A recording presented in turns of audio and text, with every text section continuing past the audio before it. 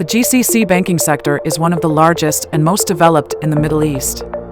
It has total assets of over $2.6 trillion, equivalent to about 180% of GCC GDP. The sector is dominated by large banks, with the top 5 banks accounting for about 65 to 95% of total assets. The sector has been growing rapidly in recent years, with lending growth averaging about 7% per year between 2015 and 2022.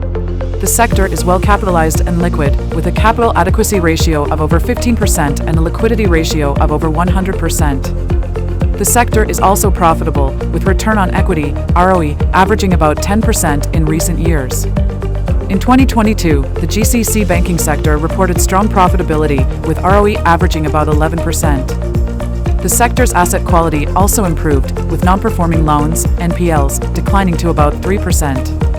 The sector's lending growth slowed in 2022, but it is still expected to grow by about 5% in 2023. The industry is investing heavily in digital banking, and it is expected to become more customer-centric in the coming years. However, the sector is also facing some challenges, such as rising interest rates and increased competition from foreign banks, but the banking sector is expected to remain stable and profitable in the coming years.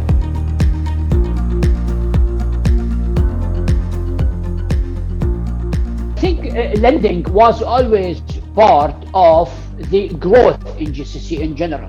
So what exactly going on right now, I don't think it's really different from before, which means that the banks are still offering retail loans, corporate loans as well.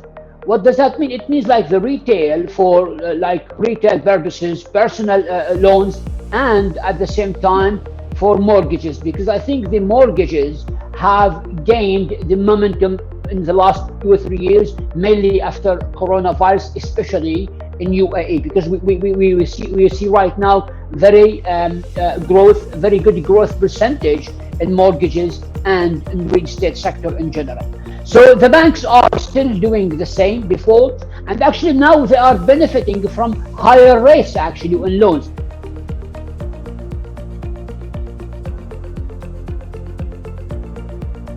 In general, when it goes up, it's in favor of the banks. Definitely. So you see that the income generated has increased on the interest income for granting loans, whether on the retail side or the corporate side.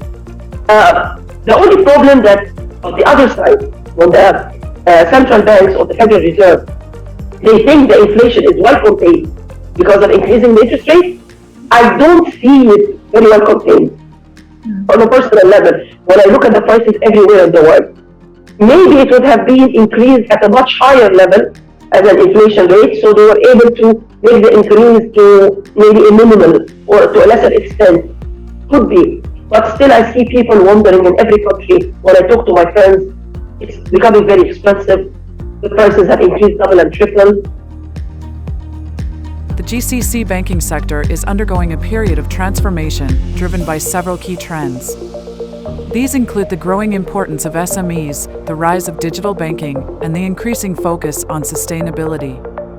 The region's banks are well positioned to weather the current global economic crisis with strong balance sheets and high levels of liquidity.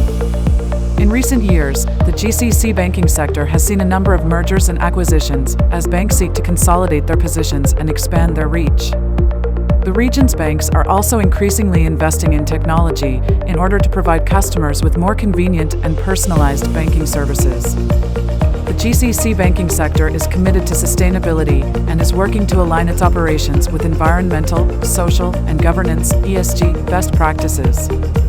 According to a recent report by the World Bank, the GCC banking sector is expected to grow at a compound annual growth rate (CAGR) of 5.5% between 2022 and 2025.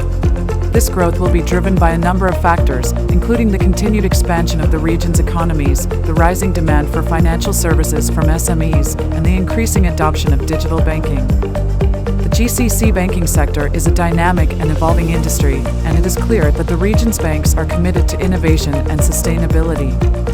By embracing these trends, the GCC banking sector is well positioned to continue to grow and prosper in the years to come.